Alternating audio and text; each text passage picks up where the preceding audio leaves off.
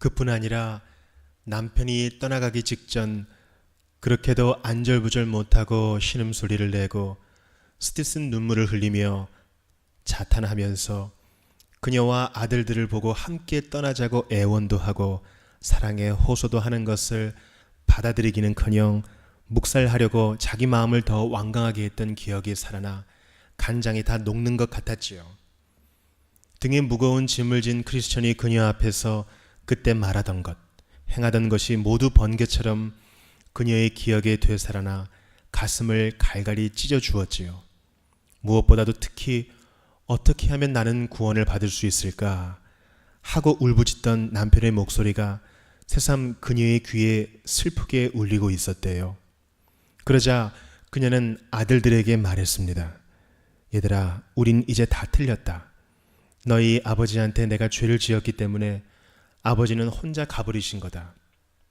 우리도 함께 가자고 아버지가 자꾸 조르는 걸 내가 불응했고 그래서 너희 생명까지 내가 회방 놓는 셈이 됐다.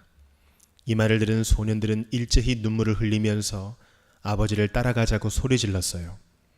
그러자 크리스티아나가 말했대요. 우리가 아버지를 따라갔던들 운이 좋았을걸. 그랬던들 우리가 지금 당하고 있는 고통을 덜 수 있었을걸. 그때 너희 아버지가 고통을 느끼시는 것을 나는 단지 어리석은 공상, 그렇지 않으면 우울증에 걸린 것 때문이라고 생각했거든. 그러나 지금 생각해보니 원인은 딴 데 있었어. 즉 아버지 머리가 돌아서 그랬던 것이 아니고 죽음의 함정으로부터 도망갈 수 있는 광명의 빛을 하사받고 그랬다는 것을 내가 깨달았어. 그러자 아들들은 다시 울면서 화 있을진저 그날이여 하고 소리 질렀대요. 그 이튿날 밤 크리스티아나는 꿈을 꾸었대요. 넓은 양피지 한 장이 그녀 앞에 펼쳐져 있는데 거기에는 그녀가 어떤 때 무슨 일을 했다는 것이 전부 적혀 있더라고요. 그런데 그녀의 행동 전부가 아주 부정한 짓으로 기록되어 있더래요. 잠결에 그녀는 하나님이여 불쌍히 여기옵소서 저는 죄인이로소이다 라고 소리 질렀대요. 이 잠꼬대를 소년들이 다 들었더군요. 그러자 두 명의 악한이 자기 침대 곁에 서 있는 것을 보는 것 같이 생각했대요. 악한들이 말하더래요. 이 여인을 어떻게 했으면 좋겠소. 자나깨나 불쌍히 여겨달라고 소리 지르고 있으니 만일 이 여인이 하고자 하는 대로 내버려 두었다가는 그녀의 남편을 잃어버린 것처럼 우리는 이 여인도 영 잃어버리고 말 테니 무슨 수단 방법이든지 써서 장차 어떤 일이 생기리라는 생각을 못하도록 해야겠소. 그냥 버려두었다가는 이 여자도 순례자가 되는 걸 막을 재간이 이 세상에 없을 것이니.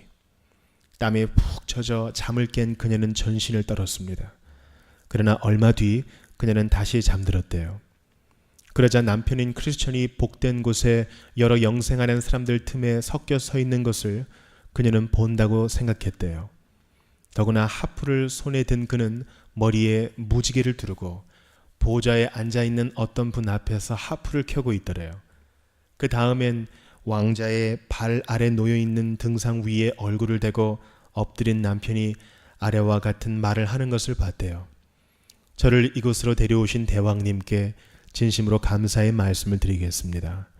이 말이 끝나자 거기 둘러서 있는 숱한 사람들이 하프를 켜면서 무어라고 소리를 지르는데 그 소리의 뜻은 크리스천과 그의 동료 외에는 이 세상에 사는 사람으로는 이해할 수 있는 자가 하나도 없더래요.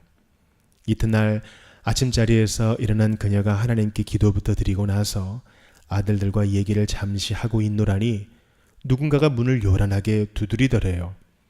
하나님의 이름으로 오신 분이면 들어오십시오 하고 그녀가 말했더니 아멘 하는 남자 목소리가 나면서 문이 열리더래요. 이 집에 평강이 있을지어다 하고 인사하며 그는 아래와 같이 말하더래요. 크리스티아나여 내가 왜 왔는지 짐작하시겠소? 이 말을 들은 그녀의 얼굴은 빨개지고 몸은 떨렸대요. 그러면서도 그 사람이 어디서 왔으며 무슨 사명을 띠고 왔는지 알고 싶은 욕망으로 그녀의 가슴은 흥분되었답니다. 그때 그는 이렇게 말하더래요. 내 이름은 비밀입니다. 높은 데에 사는 사람들과 함께 살고 있습니다. 당신도 그 높은 곳으로 오고 싶어 한다는 소문이 그곳에 나돌기 시작하는 동시에 이전에 당신이 마음을 완강히 하여 남편이 길을 떠나는 것을 절대로 반대했을 뿐 아니라 아들들에게 사실을 알리지 않은 것이 죄악이었다는 걸 깨닫게 되었다고 말들을 하더군요. 크리스티아나, 자비하신 하나님께서는 죄인을 언제나 용서해 주실 용의를 가지고 계시고 많은 죄인을 용서하는 데 기쁨을 느끼시는 분이라는 것을 당신에게 알리라고 저를 파견한 것입니다. 그리고 당신이 그에게로 가기만 하면 환영하여 기름진 음식을 대접하고 당신의 선조인 야곱의 유산을 분배해 주실 것을 알려드리려고 저를 보내신 것입니다. 당신의 남편인 크리스천은 지금 높은 곳에 무수한 동료와 같이 살면서 우러러보는 자에게 생명을 내려주시는 하나님의 얼굴을 늘 우러러보고 있지요. 그리고 하나님 아버지의 집 문지방을 넘어서는 당신의 발자국 소리를 들을 때 그곳 주민 전체가 기뻐할 것입니다. 이 말에 얼굴을 붉히며 그녀는 고개를 푹 숙였고 방문객은 말을 계속하였습니다. 크리스티아나여, 당신의 남편이 섬기는 임금님이 당신에게 보내는 편지도 가지고 왔습니다. 자, 여기 있습니다. 그녀가 편지를 받아 펴자 세상에서 가장 향기로운 냄새가 풍기고 사회는 금상으로 쓰여 있었대요.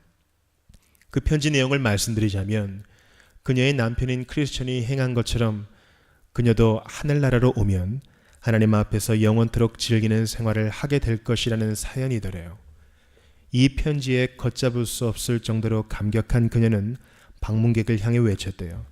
선생님, 이 임금님을 우리도 섬기기 위해 그곳으로 가고 싶은데 선생님께서 저와 이 어린 것들을 데려다 주시겠습니까?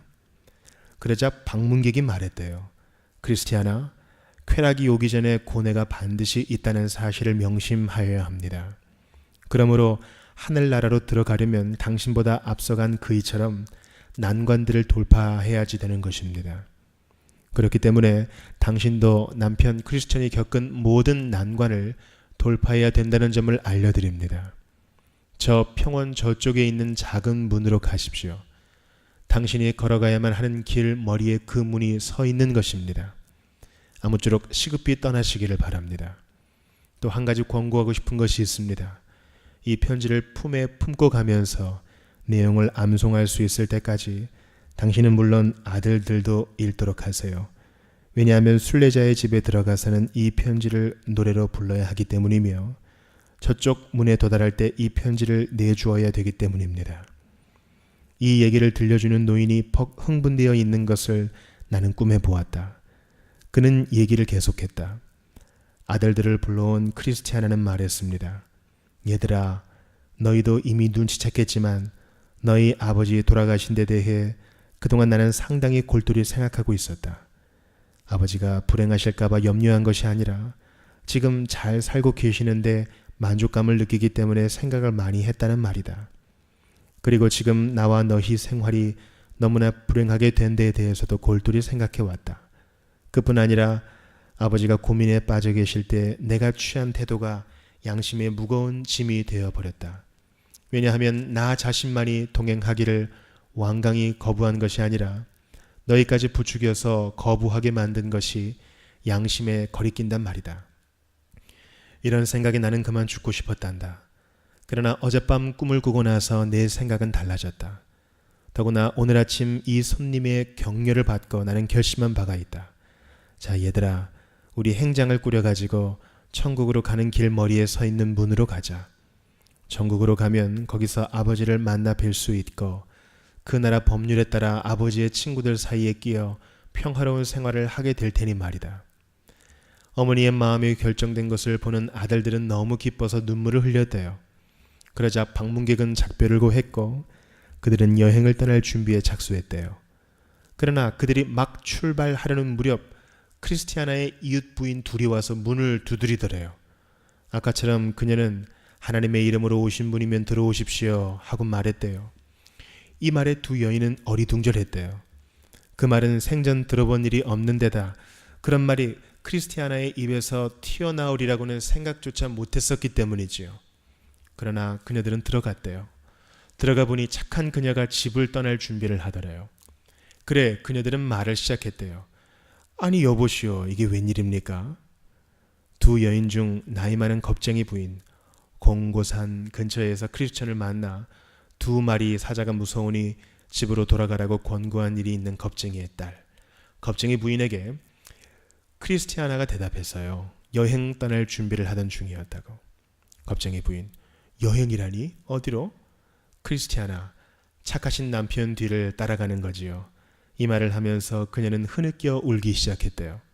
겁쟁이 부인, 그런 무모한 짓은 안 하는 것이 좋겠다고 나는 생각해요. 자식들 생각을 해서라도 스스로 몸을 망치는 일은 삼가세요. 크리스티아나, 아이들도 다 함께 가는 거예요. 하나도 뒤떨어져 있길 싫어하니까요. 겁쟁이 부인, 참 이상한 일도 다 있군. 도대체 누가 어떻게 당신이 그런 마음을 품도록 만들어 주었을까? 크리스티아나, 아, 당신들도 나만큼만 알게 된다면 나와 동행하려 들 것입니다. 겁쟁이 부인, 친구들을 저버리고까지 아무도 모르는 미지의 세상으로 갈 생각을 준 새 지식이란 대간줄 무엇입니까? 크리스티아나, 제 남편이 집을 떠나자 마음이 괴로웠었는데 특히 그이가 강을 건너가신 뒤부터 마음의 고통은 더 컸어요.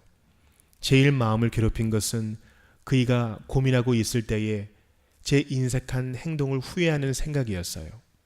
그뿐 아니라 지금의 내 고뇌는 그때 그이의 고뇌와 다를 것이 없어요. 순례의 길을 떠나지 않고는 못 베길 심경, 그것 말입니다. 어젯밤 꿈에 나는 그이를 봤어요. 아, 제 영혼이 그이와 더불어 있었어요.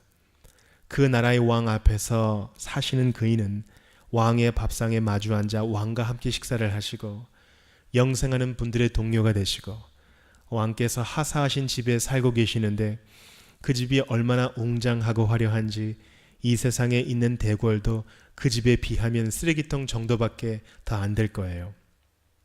내가 그곳으로 가기만 하면 나에게도 그런 대우를 해줄 테니 꼭 오라고 하는 초청을 그곳 왕자가 보내왔어요. 그의 초청장을 가지고 오신 분이 조금 전까지 우리 집에 계셨는데 그가 준 편지에 나더러 오라는 초청 사연이 적혀 있어요. 이 말과 함께 그녀는 편지를 꺼내 읽어 들려주고 다시 이렇게 말했대요. 이걸 보고 당신은 뭐라고 말하겠소? 겁쟁이 부인, 아, 당신 내외가 다 미쳤구려. 그런 어려운 일을 스스로 택하려고 드는 것을 보니 당신 남편이 길을 떠나자 첫 발자국부터 벌써 얼마나 어려운 일에 봉착했다는 것을 지금에도 증명하는 사람이 둘이나 있어요. 우리 이웃에 사는 고집쟁이와 유순 두 분 말입니다. 그이들도 처음엔 당신 남편과 얼마간 동행했지만 앞으로 더 가는 것이 무서워서 되돌아왔지요. 현명한 처사였어요. 그뿐 아니라 당신 남편이 중도에서 두 마리의 사자, 아폴리온이라는 마귀, 죽음의 그림자, 기타 여러 가지 위험한 것을 만났다는 얘기는 우리 귀가 아프도록 들었어요. 그리고 또 그이가 허영의 저자라는 마을에서 겪은 고생 얘기는 당신도 아마 잊어버리지 않았을 거예요. 남자인 그이도 그런 죽을 고생을 했는데 나약한 여자인 당신이 그런 고생을 어떻게 견딜 셈입니까? 그리고 여기 이 사랑스러운 네 소녀는 당신의 살과 뼈를 나누어 가진 자식이라는 걸 생각해 보세요. 당신 몸 하나만은 서로 아무렇게나 내던지는 지각 없는 행동을 해도 괜찮다 하더라도 당신의 몸의 열매인 이 아이들 위해서는 집에 그냥 머물러 있어야 합니다. 그러나 크리스티아나는 그녀에게 이렇게 말했대요. 날 시험에 들지 말게 해주세요. 지금 내 손에는 복리를 얻을 수 있는 상금이 잡혀 있는데 이 기회에 만일 내가 분발하지 못한다면 그건 나에게 가장 큰 바보짓이 되겠어요. 내가 길을 떠나면 노상에서 만날 온갖 고난을 들어 말해주고 있지만 그 말씀은 오히려 내가 올바른 일을 하려고 하는 것을 증명해 줄 따름 나의 용기를 꺾는 것과는 거리가 너무 먼 말씀입니다. 쾌락이 오기 전에는 고뇌가 반드시 있는 법이요. 고생 뒤에 오는 즐거움이기 때문에 그 즐거움은 보다 더 즐거운 것이지요. 그리고 당신은 하나님의 이름으로 오신 분이 아니니 어서 돌아가셔서 날 더 이상 불안하게 만들어주지 않았으면 고맙겠습니다.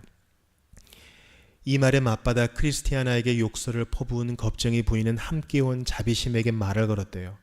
여보, 이 여인이 우리의 충고뿐 아니라 방문 온 것까지 비웃고 있는 이상 제멋대로 하라고 버려두고 우린 갑시다. 그러나 망설이는 자비심은 겁쟁이 부인과 동조할 수 없었대요. 동조할 수 없는 데는 두 가지 이유가 있었대요. 첫째 이유는 그녀의 마음이 크리스티아나에게 쏠렸기 때문이래요. 근래 그녀는 속으로 자신에게 타일렀대요. 이분이 꼭 떠난다면 당분간이라도 같이 가주면서 도와드려야지. 둘째 이유는 그녀의 관심이 자기 자신의 영혼으로 쏠리기 때문이었대요. 크리스티아나의 말이 얼마간 그녀의 마음을 사로잡았으므로. 그래 그녀는 다시 자기 자신에게 다짐했대요. 크리스티아나와 더 얘기해봐서 그녀의 말에서 만일 진실과 생명이 발견된다면 나도 진심으로 그녀를 따라가도록 해야지. 이렇게 되어 자비심은 겁쟁이 부인에게 말하기 시작했대요. 자비심, 여보시오, 오늘 아침 당신과 더불어 크리스티아나를 만나보러 온 것은 사실입니다. 하지만 당신도 보다시피 이 부인이 고향과의 마지막 이별을 고하려고 하고 있는 것을 발견한 이상 이 청명한 아침에 잠시나마 그녀와 동행하면서 도와드릴 것이 있으면 도와주는 것이 합당하다고 나는 생각해요. 첫째 이유만 설명한 그녀는 둘째 이유는 입 밖에 내지 않고 비밀을 지켰답니다. 겁쟁이 부인, 당신까지도 어리석은 여행을 떠나보고 싶은 생각을 가지고 있군요. 속이 빤히 들여다 보입니다. 그러나 조심하시고 시기를 봐 현명한 행동을 하도록 하세요. 위험 밖에 있는 동안엔 위험 밖에 있는 것이요. 위험 속으로 들어가면 위험 속에 있게 되는 법이니까요. 이리하여 겁쟁이 부인은 자기 집으로 돌아가고 크리스티아나는 여행을 떠났답니다. 그러나 집으로 돌아간 겁쟁이 부인은 박쥐는 부인, 무분별 부인, 경박 부인, 무지 부인 등 여러 이웃 여인들을 자기 집으로 불러들였대요. 그 여인들이 다 모이자 겁쟁이 부인은 크리스티아나가 여행을 떠나간다는 얘기를 꺼내 아래와 같이 말을 시작했대요. 겁쟁이 부인, 여러분, 오늘 아침 좀 한가하기에 크리스티아나 댁을 방문했어요. 그녀의 집 문 앞에 다다른 나는 우리나라 풍속대로 문을 두드렸지요. 그런데 그녀는 하나님의 이름으로 오신 분이면 들어오십시오 하고 이상한 말을 하더군요. 그러나 별일 없으리라고 생각한 나는 들어가 봤지요. 들어가 봤더니 그녀뿐 아니라 자식들까지 다 데리고 여행을 떠난다고 여행 준비를 하고 있지 않겠어요. 그래 어찌된 일이냐고 물었더니 그녀의 대답이 요약해 말하자면 얼마 전에 그녀의 남편이 한 것처럼 자기도 순례길을 떠날 생각이라고 하더군요. 그 밖에 또 꿈 얘기도 하는데 자기 남편이 가서 사는 나라 상감님이 그녀도 그 나라로 오라는 초청장을 꿈에 받았노라고 그러거든요. 그러자 무지 부인이 말했대요. 그래요? 그럼 그녀는 어떻게 할 것 같이 생각됩니까? 정말 갈까요? 겁쟁이 부인, 물론 갈 것입니다. 어떤 일이 생기더라도 길을 떠날 것이라고 내게는 생각돼요. 왜냐하면 여행 도중 만날 여러 가지 난관을 생각해서 떠날 생각 말고 집에 그냥 머물러 있으라고 내가 누누이 권고했는데 그게 도리어 역효과를 내서 그녀의 결심을 더 단단하게 만든 것을 나는 깨달았어요. 그녀는 간단히 이런 말을 했어요. 고생 뒤에 낙이 온다고요. 그뿐 아니라 고생이 있기 때문에 낙이 더 즐거워진다고까지 말을 하던걸요. 박쥐는 부인, 맹목적이고 어리석은 여인. 남편이 겪은 쓰라린 경험이 그녀에게는 아무런 경고도 못 된다는 말인가? 그녀의 남편이 다시 돌아올 수 있다면 아무런 소득도 없는 여행을 하느라고 그런 여러 가지 위험을 한 번도 겪을 생각 없이 여기서 편히 사는데 만족하리라고 나는 꼭 믿는데요. 무분별 부인도 아래와 같은 말로 대답했다. 그럼 미친 여자는 이 마을에서 떠나가라고 버려둡시다. 그따위 미친 여자가 떠나가면 우리는 한시름 놓는 것이지요. 미친 그녀가 만일 이 마을에 그냥 머물러 있으면 그런 여자 옆에서 누가 마음 놓고 살 수 있겠어? 그녀는 어리석은 언동을 하거나 그렇지 않으면 이웃끼리의 친선을 손상시킬 것이요. 그렇지 않으면 현명한 사람으로는 도저히 참고 견딜 수 없는 허튼 수작만 하고 돌아다닐 테니까 말입니다. 그러니까 그녀가 떠나가는 것을 나는 절대로 섭섭하게 생각하지 않아요. 그녀는 떠나보내고 그녀 살던 집에 좀 더 좋은 사람이 들어가 살도록 하는 것이 좋겠지요. 그럼 변덕쟁이가 그 집에 그냥 살고 있는 한 이 세상은 재미없는 세상이 될 것이니까요. 그 다음엔 경박 부인이 아래와 같이 말을 덧붙였대요. 자, 그런 얘기는 이제 집어치웁시다. 내 얘기나 들어보세요. 어제 내가 은분 마담 댁에 놀러 갔었는데 우리 모두 새파랗게 젊은 여자들처럼 즐겁게 놀았어요. 그리고 누구누구가 와서 같이 놀았는지 짐작하세요? 나뿐 아니라 호색 부인, 새골 선생, 음담 부인, 그리고 몇몇 남녀가 모여 음악과 춤 등 여러 가지 재미있는 오락을 즐겼지요. 그러고 보니 그 마담은 참으로 교양이 높은 숙녀시고 새골 선생은 참 미남이더군요. 이때쯤 크리스티아나는 길을 떠났고 자비심이 동행했어요. 아들들도 다 데리고 길을 걷는 크리스티아나는 말을 시작했대요. 자비심 씨, 얼마 동안만이라도 날 바래다 주려고 집을 떠나 동행해 주니 참 고마워요. 내게는 뜻밖의 은혜입니다. 그러자 젊은 자비심이 말했대요. 제가 아주머니를 모시고 여행을 떠나기로 마음먹고 따라 나선 이상 마을 근처에는 절대로 되돌아갈 생각이 없어요. 크리스티아나, 그럼 자비심 양, 나와 운명을 같이 합시다. 우리가 목적지까지 가면 무엇이 기다리고 있을 것을 나는 잘 알고 있어요. 지금 내 남편이 계시는 곳은 노다지 쏟아지는 스페인 금광과도 바꾸지 못할 좋은 곳이랍니다. 그리고 당신은 내 초대로 가고 있지만 그렇다고 그 나라에서 당신을 거절하지는 절대로 않을 거예요. 왜 그런 거 하니? 나와 내 아들들에게 초대장을 보내신 나라 상감님은 자비를 베푸시는 걸 최상의 낙으로 삼고 있는 분이니까요. 그뿐 아니라 정 무엇하다면 내가 당신을 하녀로 고용해 데리고 가도 좋아요. 하인으로 고용했다고 노상에서 무슨 차별 대우를 하려는 것은 아니고 모든 것을 공통으로 쓰면서 그냥 동행해 주면 그뿐이요. 자비심, 하지만 그 나라에서 저까지 받아들인다는 확실성은 없지 않아요? 저 같은 사람도 받아들여 준다고 확인할 수 있는 사람만 있다면 그분 말씀을 믿고 그분의 도움을 받아가며 아무런 주저도 없이 가는 길이 아무리 지루하고 어렵더라도 그냥 가겠습니다만. 크리스티아나, 그래, 귀여운 자비심 양, 그럼 이렇게 하기로 하지요. 작은 문까지 우리 함께 가서 거기서 당신 같은 경우 어떻게 하면 좋은가 하고 물어보기로 하지요. 거기서 만일 당신에게 용기를 줄 수 있는 시원한 대답이 없으면 당신이 집으로 돌아가도 나는 막지 못하겠소. 그리고 우리와 동행하면서 나뿐 아니라 내 자식들한테까지 보여주는 당신의 친절은 보답할 테니 그리하시오. 자비심, 그럼 작은 문까지 가보기로 하겠어요. 거기서 어떻게 되는 것을 보고 복종하기로 하지요.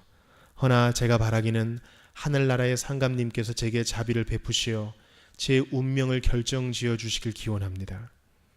이때 크리스티아나는 진정으로 기뻤답니다. 동행자가 생긴 것이 기쁠 뿐 아니라 이 가련한 처녀도 자기 자신의 구원을 진심으로 바라도록 설복하는 데 성공한 것이 기뻤던 것입니다. 그런데 함께 걸어가던 자비심이 울기 시작했대요. 그래서 크리스티아나는 왜 그렇게 우느냐고 물었대요. 자비심, 가엾은 생각이 들어서 그래요. 죄로 가득 찬 우리 마을에 아직 그냥 머물러 있는 불쌍한 친척들의 형편과 사정을 생각할 때 어찌 비통한 감이 들지 않겠어요. 무엇보다도 더 비통하고 가슴이 무거운 것은 그들을 가르칠 사람이나 그 마을에 장차 어떤 화가 오리라는 것을 알려주는 사람이 없다는 점이에요. 크리스티아나, 자비심으로 말미암아 순례자가 된 자비심 양이 친구들을 위해 걱정하는 것은 내 착한 남편인 크리스천이 날 남겨두고 혼자 떠나는 때 걱정하던 것과 신통이도 같군요. 그때 내가 그의 말을 듣지도 않고 돌봐주지도 않는 것을 그가 얼마나 통탄했는지 몰라요. 하지만 그와 우리의 주님이신 하나님께서는 내 남편이 흘리는 눈물을 받아 모아 그의 병 속에 담가 두었을 것이고 지금 나와 당신과 그리고 내 사랑하는 자식들까지도 다 그가 흘린 눈물로 맺힌 열매와 이익을 거두고 있는 것입니다. 그러니까 자비심 양, 당신이 지금 흘리는 눈물이 보람없는 눈물이 되지는 않을 거예요. 왜냐하면 성경에 눈물을 흘리며 씨를 뿌리는 자는 기쁨으로 거두며 노래 부르라고 한 구절이 있는가 하면 다시 울며 씨를 뿌리러 나가는 자는 정령 기쁨으로 그단을 가지고 돌아오리로다 라는 구절도 있으니까. 그러자 자비심은 이렇게 말했대요. 가장 복되신 주님께서 저를 인도하시고 축복해 주셔서 저로 하여금 주님의 문 안으로 들어갈 수 있게 해 주시옵고 주님의 나라 경계선 안으로도 들어갈 수 있게 해 주시오며 거룩한 산 위까지 올라갈 수 있도록 허락해 주시옵소서. 그리고 어떤 일이 일어날지라도 주님께서 무상으로 내려주시는 은총과 거룩한 방향으로부터 제가 벗어나 가거나 빗나가는 것은 절대로 방임하지 않으시길 비나이다. 그리고 제가 뒤에 남겨두고 온 사람들을 전부 다 불러 모으사 그들의 온갖 감정과 이성과 함께 주님의 소유물이 되기를 기원하도록 만들어 주시옵소서. 나와 동행하는 노인은 계속 말했다. 크리스티아나가 절망의 수렁 앞에 다다르자 걸음을 멈췄대요. 내 사랑하는 남편이 진흙구덩이에 빠져 질식해 죽을 뻔한 곳이 바로 여기인데 하고 그녀가 말했대요. 그리고 순례자들의 안전을 도모하기 위해 이 수렁을 메어 보수하라는 명령이 하나님에게로부터 내려왔는데도 불구하고 보수되기는커녕 이전보다 더 나빠진 것을 그녀가 봤대요. 노인이 이런 말을 하기에 나는 그게 사실이냐고 물었더니 숨길 수 없는 사실이라고 그는 다짐했다.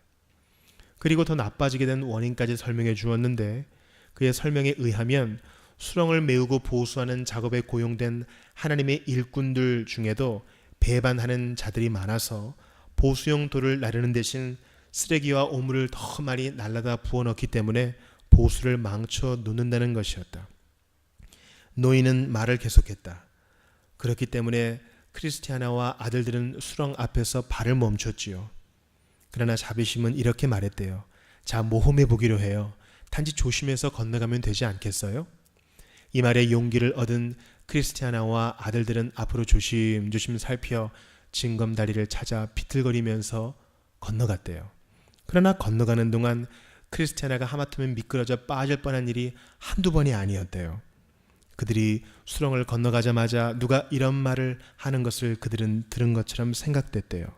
즉 믿는 여자에게 복이 있도다. 주께서 그녀에게 하신 말씀이 반드시 이루어지리라. 그들이 다시 길을 가게 되자 자비심이 크리스티아나에게 말을 걸었대요. 아주머니처럼 작은 문에서 환영받을 확실한 근거가 저에게도 있었다면 저로서는 절망의 수렁 따위 위험으로 용기를 앓지는 않았을 거예요. 이에 대해 크리스티아나는 이렇게 대답했대요. 당신에게는 당신대로의 근심이 있을 거고 나는 나대로의 근심이 있지요. 그건 그렇고 우리의 여행이 끝날 때까지 수다한 고통을 겪어야만 한다는 각오는 가져야 합니다. 기가 막히게 훌륭한 영광을 누릴 수 있는 곳에 도달할 계획으로 여행을 떠난 우리의 행복을 시기하는 자들이 많을 걸 각오해야 한다는 말이요. 샘만 낼 뿐 아니라 우리를 미워하는 자들이 우리의 여행을 방해하려고 어떤 공포와 공갈, 어떤 번민과 재난으로 습격해 올지 예측할 수 없는 일이 아니요.